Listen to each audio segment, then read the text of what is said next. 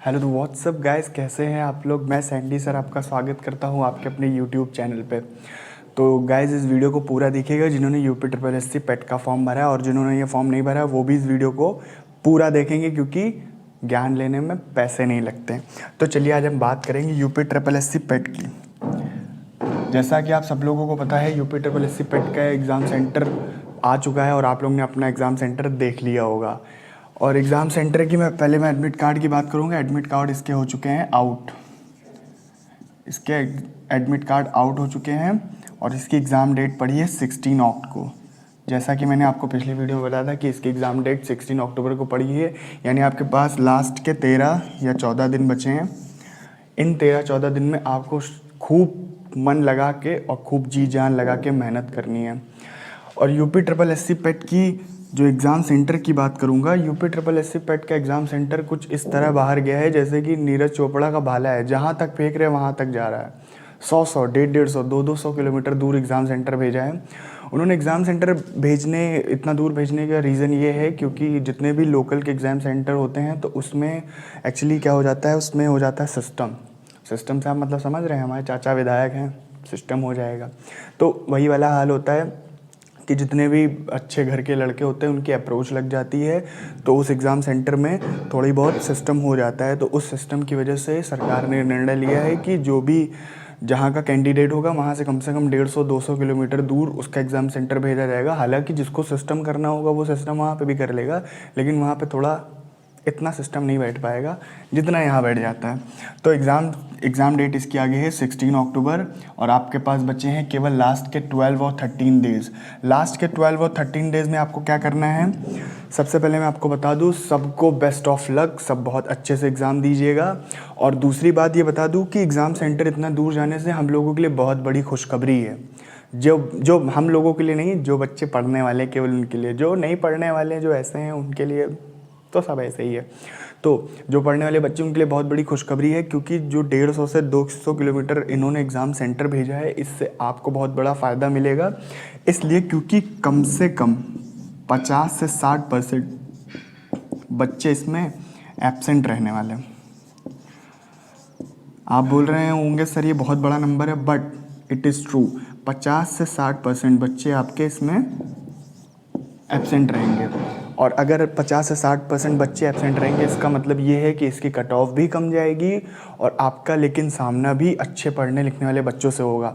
क्योंकि लोकल में जो बच्चे होते हैं, जो भी जिन्होंने फॉर्म भरे, कुछ ऐसे बच्चे होंगे, आपके भी आसपास होंगे, मैं भी बहुत ऐसे लोगों को जानता हूँ जिनका काम होता है केवल फॉर्म को भरना, बस फॉर्म को भरना। उसके अलावा ना वो सिलेबस देखते हैं, ना ही वो उसके रिगार्डिंग कुछ देखते हैं, एडमिट कार्ड कब आया, उन्हें कोई मतलब नहीं। बस उनके घर वालों ने बोला है कि बस तैयारी करो, तो उन्होंने फॉर्म भर दिया और अपना इधर उधर जाके घूम रहे हैं।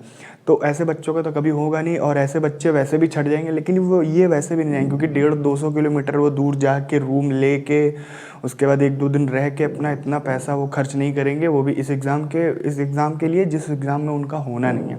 तो साफ सीधी बात, आपको उसका बहुत बड़ा बेनिफिट मिलने वाला है। ये जो इन्होंने एग्ज़ाम सेंटर दूर, आप ये मत घबराइए किसी का झांसी गया है, किसी का हाथी रस गया है, किसी का हाथ रस गया है, किसी का बुलंदशहर गया है, बहुत दूर दूर सेंटर गए हैं। लेकिन आप अपने एग्ज़ाम को देने ज़रूर जाइएगा। अगर आपने पढ़ाई की है, तैयारी की है और आपको लगता है कि आप इसमें फोड़ के आएंगे, तो आप बिल्कुल जाइए। और जिन्होंने नहीं करी, मैं उनके लिए बताऊंगा कि प्लीज़ अपने पैसे मत खर्च करिएगा। अगर आपको लगता है कि आपने बिल्कुल तैयारी नहीं करी है, आपने 10-15% तैयारी की, तो आप बिल्कुल मत जाइएगा। आपको पैसे खर्च करने की कोई ज़रूरत नहीं है। आप आगे की फॉर्म की तैयारी कर सकते हैं, आगे की किसी सर्विस की तैयारी कर सकते हैं, लेकिन आपको इस फॉर्म या इस पेपर के लिए जाने की कोई ज़रूरत नहीं है, क्योंकि पैसे बहुत मेहनत से कमाए जाते हैं। तो स्ट्रैटेजी लास्ट 12 डेज़, स्ट्रैटेजी में आपके लिए ये है कि जितना भी आपका सिलेबस है, जितने भी बच्चे उम्दा बच्चे होंगे उनका सिलेबस 90% कंप्लीट हो गया होगा। अब 90% कंप्लीट हो गया होगा तो उनके पास क्या बचा है करने के लिए, अब उनके पास केवल बचा है मॉक्स। आप जितने ज़्यादा से ज़्यादा मॉक्स लगाएंगे, मॉक्स इंटू 100, जितने ज़्यादा से ज़्यादा मॉक्स लगाएंगे आप उतने ही तेज़ी से अपनी तैयारी को बूस्ट कर पाएंगे। क्योंकि मॉक्स लगाने से होता है कि मॉक्स लगाने से हम अपनी टाइमिंग को भी अच्छे से कंट्रोल कर पाते हैं और हम क्वेश्चन को भी जल्दी से जल्दी सॉल्व करने के, और सारी चीज़ें ये मॉक्स से क्लियर हो जाती है। और मॉक्स में मान लीजिए 100 नंबर का ये पेपर है, अगर आपके मॉक्स में 60 to 65 आ रहे हैं तो आप इसको इंक्रीज़ करेंगे।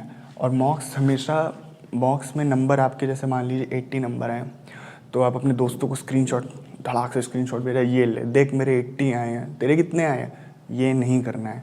सबसे पहले आप कोई भी चीज़ करें उसको आपको किसी को बताना नहीं है, क्योंकि don't discuss your next move.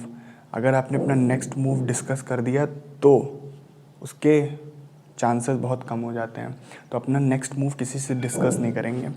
तो अगर आपके मान लीजिए 80 प्लस आए, आपने उसका स्क्रीनशॉट ले लिया, अब आपको ये देखना है कि मेरी गलती कहाँ पे है। 20 नंबर जो आपके कटे हैं वो कहाँ पे कटे हैं, क्योंकि 20 नंबर एक बहुत बड़ा नंबर होता है। अगर आपने उसमें सुधार कर लिया और 20 में से 10 लिया तो आपके 90 प्लस नंबर हो जाते हैं। और 90 प्लस नंबर का मतलब UPSSC के थ्रू जितनी भी वैकेंसीज आएंगी आप उस सब के लिए एलिजिबल हो जाएंगे। तो इस वजह से आप अपनी गलतियों से सीखें।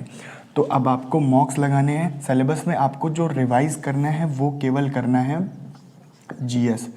आप केवल GS के पोर्शन को रिवाइज करेंगे, बाकी सब आपको मॉक्स लगाने हैं।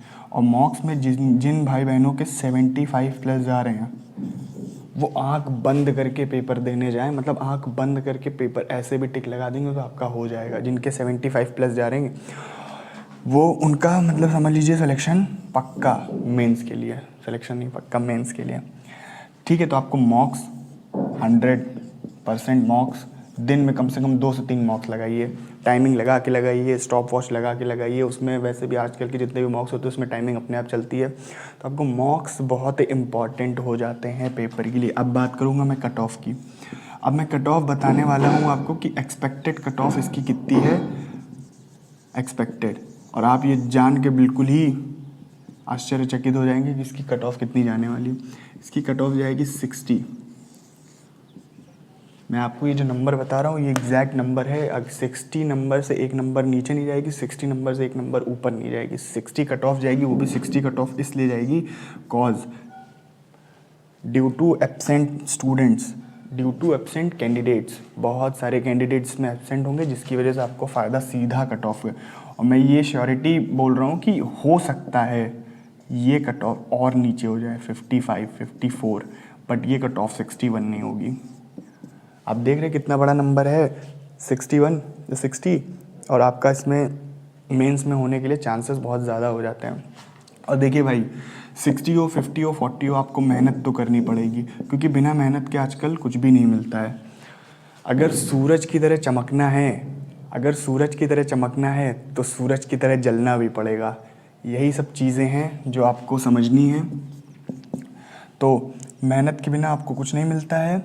और अच्छे से एग्ज़ाम दीजिए, अच्छे से एग्ज़ाम दीजिए आप सब लोग। Best of luck. और वीडियो को लाइक कर दीजिए, शेयर कर दीजिए और चैनल को सब्सक्राइब कर दीजिएगा। धन्यवाद। जय हिंद, जय भारत।